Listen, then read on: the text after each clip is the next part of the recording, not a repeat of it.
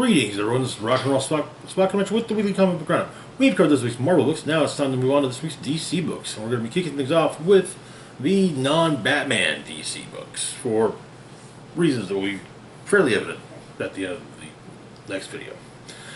Starting things off, we've got Deathstroke Incorporated, number 5. Yeah. Where we'd left off, Deathstroke and Black Canary have been sent to the ghost dimension where Prometheus operates out of. And seemingly, Deathstroke maybe not died, but succumbed to injuries. Black Canary's trying to get him up on his feet, finally using a canary cry to shout, "Get up," and he does. They make their way through Prometheus' crooked house. They come to a door, one marked for Deathstroke, one for Black Canary. When they each end up being put through something by trust. In the case of Deathstroke, he's a hero, member of the Justice League. His son Grant is alive and is also costumed hero.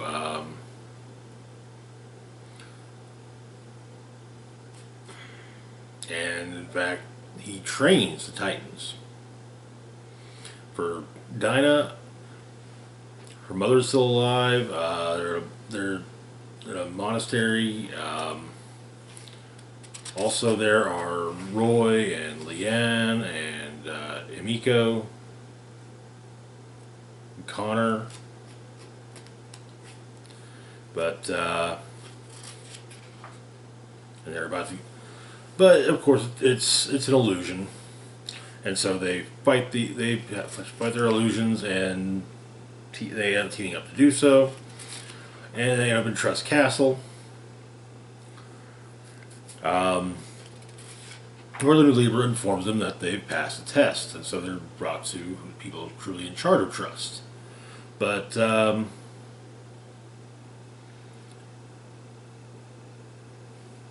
Deathstroke notes that they're using a shadow inducer, and so disables that. And states that another word for council is society. And so we've got Count Vertigo, Monocle, Phobia, Dr. Moon, Dr. Destiny, The Calculator, Deadline, Prometheus, Tattooed Man, Shrapnel, and the Body Doubles. And Toyman, Hero. Basically, Calculator decided that, keep the big bad guys in line so that they don't, team up with another giant space god and almost destroy the universe again. And why not get some heroes to work on it as well?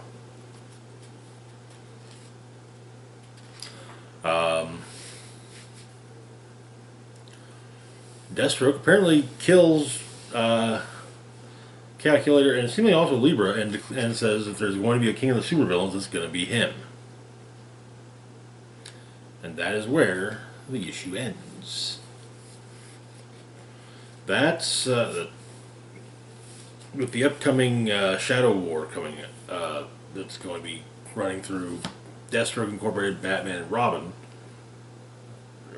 Things are definitely looking interesting, that's to say the least, for how that's going to end up playing out. Moving on to our next book, we've got Justice League number 71. Where we'd left off, the Royal Flush Gang had stolen the Fortress of Solitude. And all of its dimensional gateways opened up pretty much at once.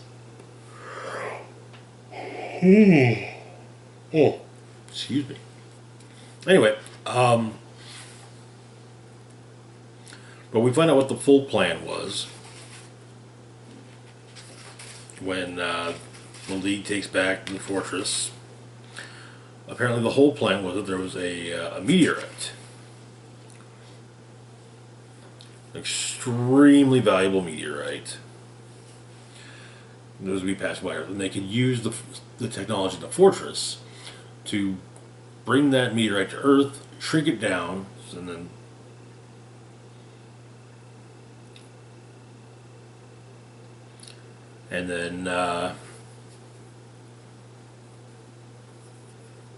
they can manage the steel. Then they can unshrink it when it's time to live large, or just keep it as the most badass paperweight. Superman is very emotional about the fact that the fortress was even stolen in the first place. The Royal Flush Gang try to band together for a final assault, and they're stopped and thrown into containment tubes by Superman. Afterwards, at Checkmate, with Checkmate, it's decided, the Checkmate Council Prince decides that Damon Rose should be offered a job.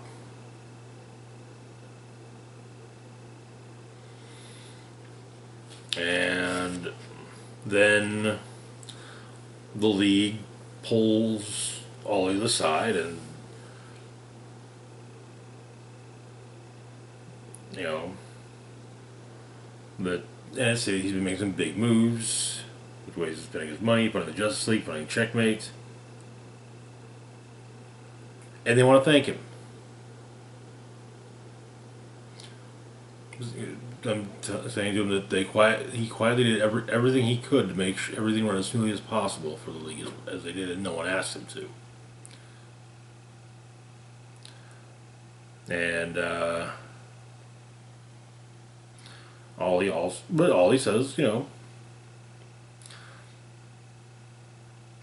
what about all the time about one rich person lording their idea of justice over everyone? And Black Adam says that he'll be watching Ollie, and if he puts his interests above others, a bolt of God lightning will be the last thing that Ollie ever sees.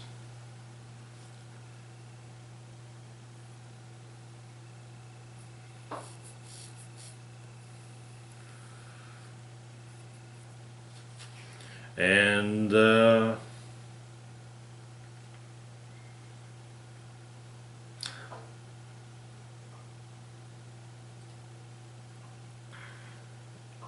looks like they're about to be looking into the possibility of there being Leviathan ghost cells out there that should be taken seriously. And say that one thing that the Royal Flush Gang got right is there's a very large disgruntled spiral out there ready to be manipulated or turned. That's where our A story ends. The B story, focusing with Justice League Dark, it's a letter that the current Dr. Fate is writing to the old one, kind of thinking about, talking about the various members of the League and how he's trying to help them with everything. And how that's turning out. It's really good stuff. Sometimes it's things he said to people, or he said to them. Sometimes it's things they said to him. But trying to warn Constantine about what's coming, and Constantine is saying, "Whoa, no, don't." I don't need to be knowing things. That's not a good thing. But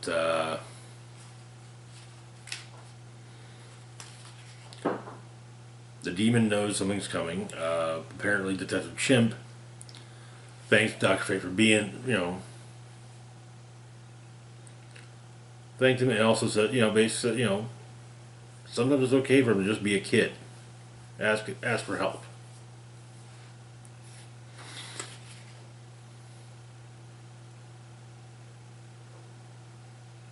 But he ends the letter by saying that this is simply a beginning.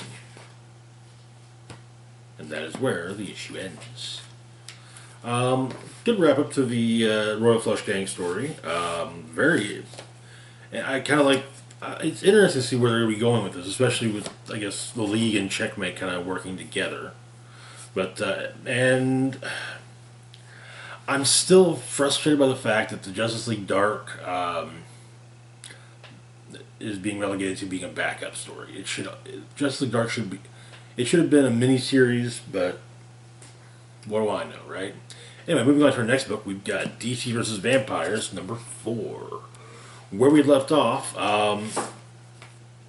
vampires were turning members of both the superhero and supervillain communities. Hal Jordan, Green Lantern, had killed the Flash because the Flash was too dangerous to be turned. And then also turned Wonder Woman. The two of them then convinced the League that Batman was a vampire and had murdered Barry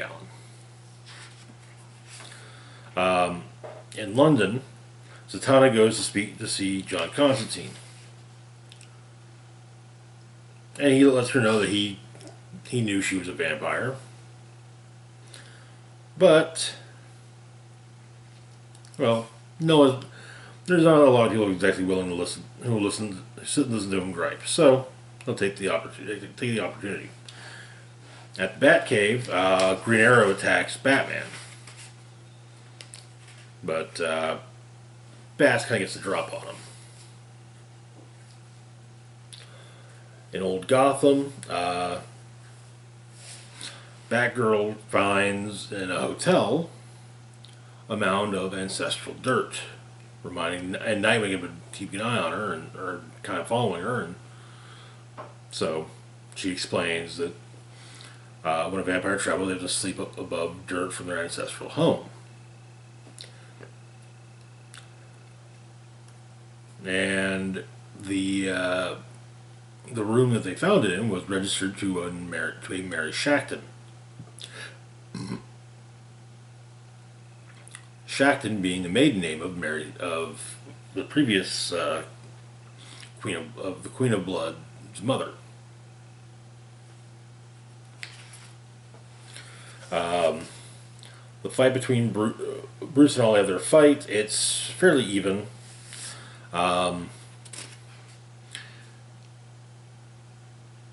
Once Batman gets up close on Ollie, he asks, why Green Arrow shot him with an arrow full of water, and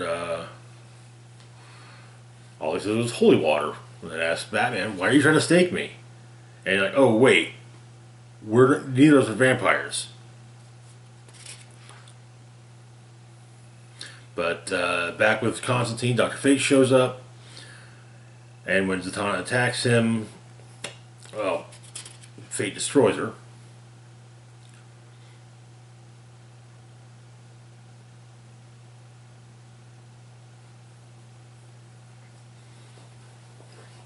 Bruce and Ollie compare notes,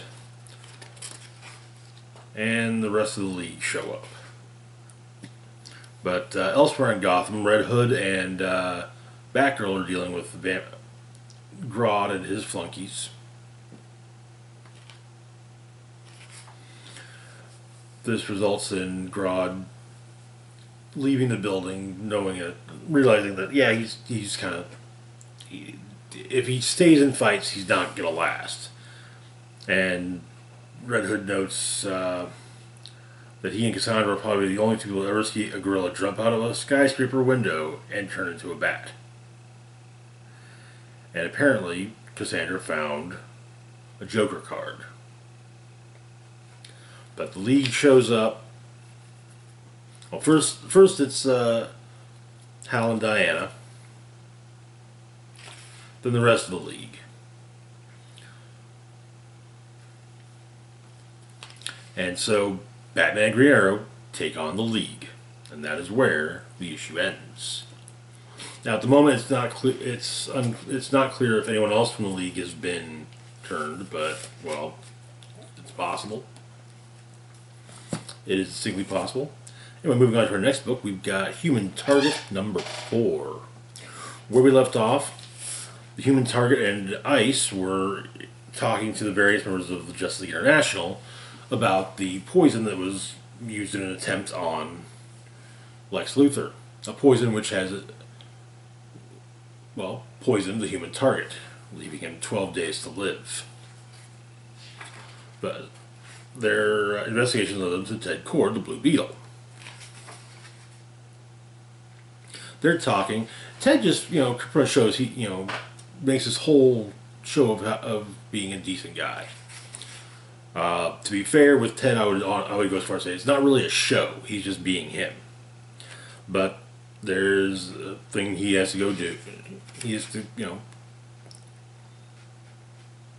potentially he's got to save people, and so they go off in the bug. Ice and Beetle work together, and Human Target starts noticing how she works alongside him, alongside Blue Beetle.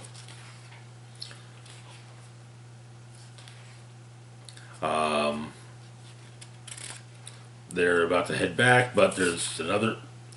Basically, there's always something, basically, and so Beetle's taking care of them with Ice in tow.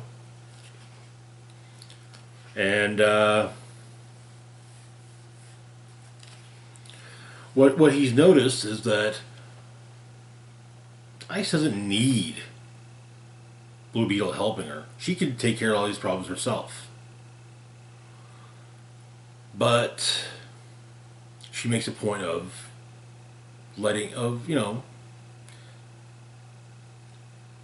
working with Blue Beetle rather than just, doing the hero bit rather than just saving the day on her own.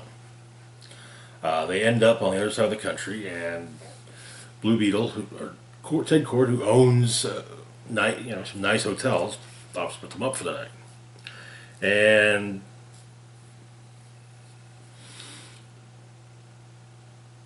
Ted and Human Target have a few drinks.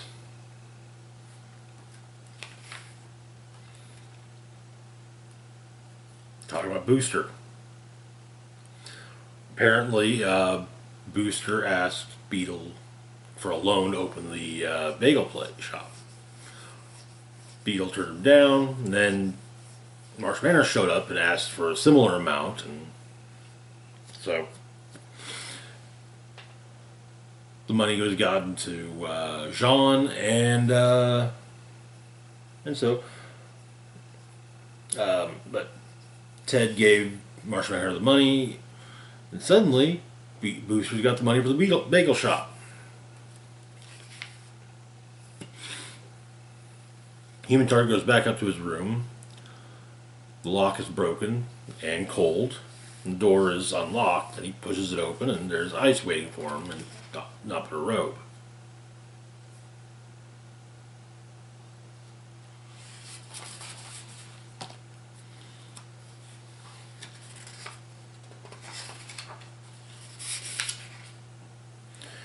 And the issue ends with the two of them kissing. And Human Target calls her a god and says all he can do is get on his knees for her and pray. Good issue. Looking forward to. I am curious to see how this all plays out. I'm kind of getting the hint that maybe Booster's silent partner when it comes to the bagel place is Marshall Manhunter, since he technically got Booster the money. So I guess we'll see how it all plays out. But anyway, moving on to our last book for the moment, we've got Peacemaker, Disturbing the Peace. A new one-shot that I'm sure was totally not put out just because of the potential success of the Peacemaker HBO Max series. I'm sure it had nothing to do with that. It's a much darker version of Peacemaker's origin, though. Keep in mind, the origin story presented here has no bearing whatsoever on the origin of the character as shown in the HBO Max series or Suicide Squad. But Peacemaker's origin here, as presented here, is one filled with tragedy and death. As a child, he came home, found his parents having committed suicide, and killed his younger siblings. While in foster care, a pair of bank robbers killed his foster father and stole the car and found him in the back seat and kind of took him under their wing for a few weeks. He joined the military, did the job that he was needed to do, including one with a recent job he was the only survivor on. The psychiatrist discussing all this with him, notes that has noted that people have there's been a lot of friendly fire incidents, and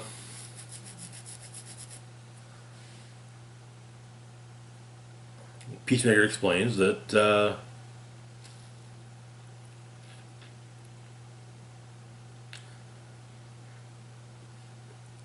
everyone he took out was someone who who is doing wrong. It's explained in the front of the fire exercises. Corporal Spink as well as Specialists Cassos, O'Malley, and Klein were struck by 50 caliber rounds from M2 Browning.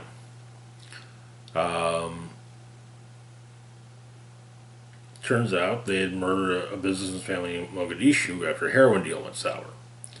On an exercise over the Mojave Desert, a ranger lieutenant died. One of his grenades he was carrying exploded by accident, the rest by synthetic detonation. It was explained that Stone was a pet arrest. Then there was the Sergeant James Stryker, who survived, who actually didn't die, but he's currently having to relearn how to walk, speak, eat unaided, clean himself, and spell. Turns out that off duty he was a cartel enforcer. There was a tank crew who succeeded on their own exhaust. Apparently, they were part of a human trafficking pipeline.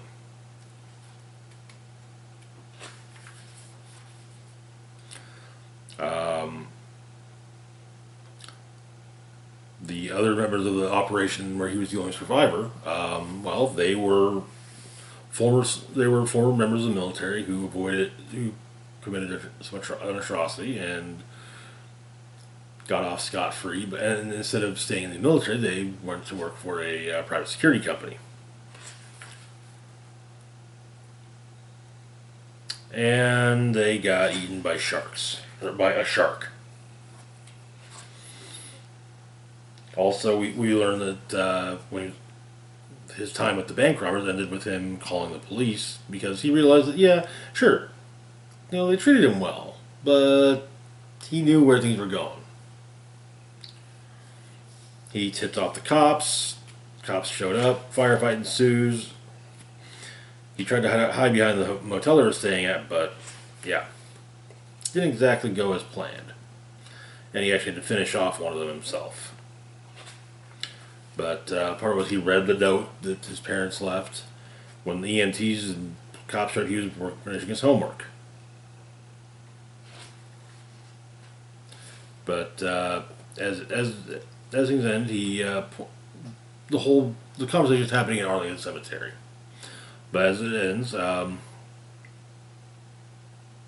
Peacemaker, kind of gestures to the cemetery and, says, look at them. Look how peaceful they are. See? And that is where the issue ends. A very odd and an extremely messed up story.